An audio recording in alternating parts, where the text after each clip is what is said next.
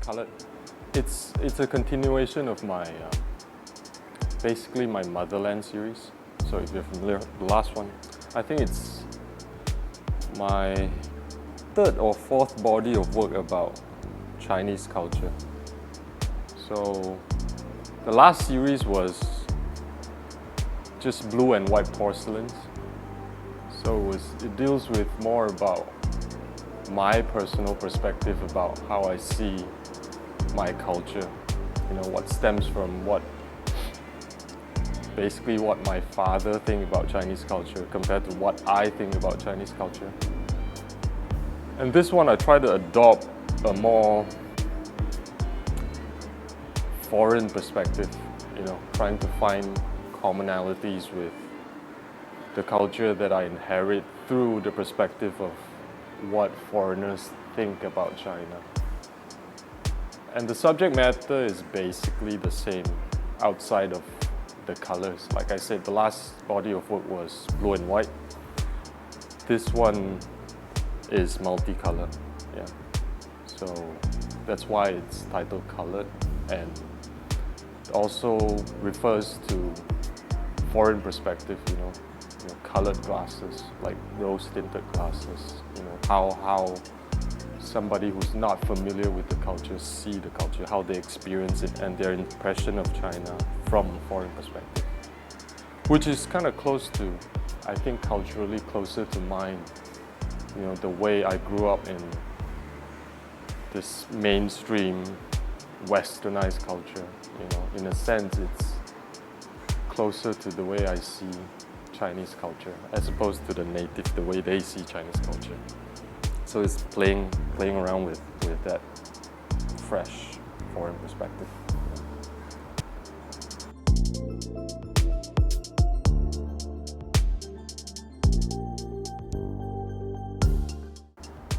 I like the aesthetics of the Ming porcelains, because it haven't reached a level of refinement of Qing porcelains, and it's not as raw as, you know, the earlier periods of porcelain.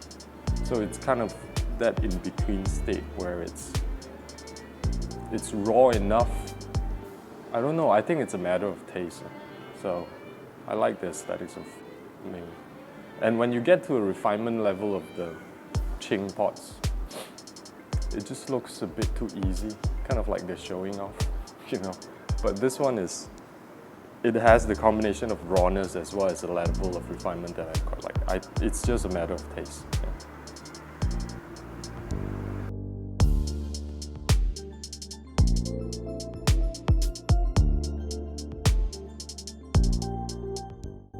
I read a lot about journals of merchants, like early 1800s or 1700s. Journals of, what are those? Missionaries, religious missionaries. And I just pick the sentences that grabs me in a way. And some of it that are quite fitting to the subject matter of the pieces, you know. And whichever thing that when I read it left sort of a strong impression, I picked it. And some of it I pick the subject matter or the porcelain based on what I felt strongly about when I was reading it. Yeah.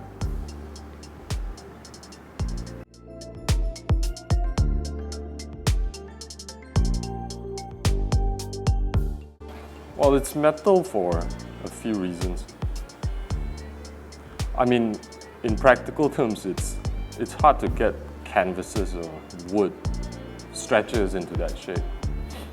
But the thing is with the material, as long as it's not ceramic, that's the point. Like the scale of it is different. Like the original objects are like small. And the whole thing, it's an illusion.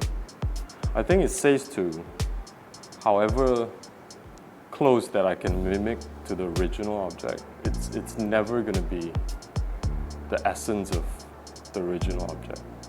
That kind of speaks to the futility of the whole endeavor, I think. Like me trying to retrace the process, but in the end, it will come to a stage where it looks like the original object, but it's not. It can never be. And it's kind of my journey to trying to get close to,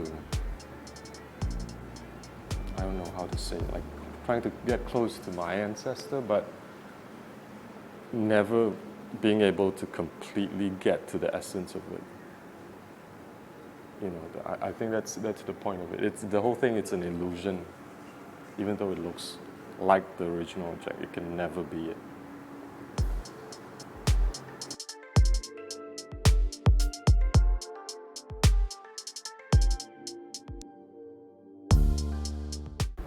I don't know. Maybe some artists make work to communicate. I don't know. Like, I don't want to dictate how the work is being construed, right? Because the way I see it, these are sort of byproducts. The work themselves are byproducts of kind of an activity that I designed for myself, or a journey. Like if I'm curious about a certain subject matter, these are the evidence of it, right? So that itself fulfilled the purpose of the work for myself. When it's put on the wall of a gallery and being looked at by someone else, I really have no interest to dictate how anyone should feel or think about the work that they're looking at. In some ways, it's so intimate to me, the work. I think if you approach it in a very honest and sincere manner, the way you make the work, there are universal quality about it, because if it's true to you, even if it's someone who's not Chinese, they look at the work, I think they can find some way to relate to it, because as an artist, you're really honest to yourself when you're making it. So in that sense, I do care about being able to connect with people through my work, but like I said, I don't want to dictate how they think or feel about any particular work that I make.